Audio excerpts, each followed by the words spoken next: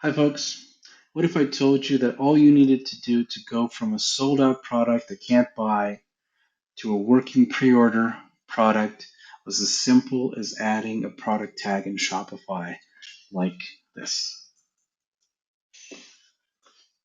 That's all you need to do. Well, now at Timesact we've done exactly this, and so now if you go inside the app here and you scroll down to tag automations, notice how I have no products in Shopify currently.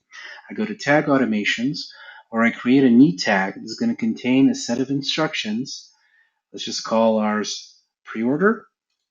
Let's create this tag. This will be a familiar menu if you've used the app before, but if not, we have plenty of tutorials to walk you through all the different options you have here to customize everything.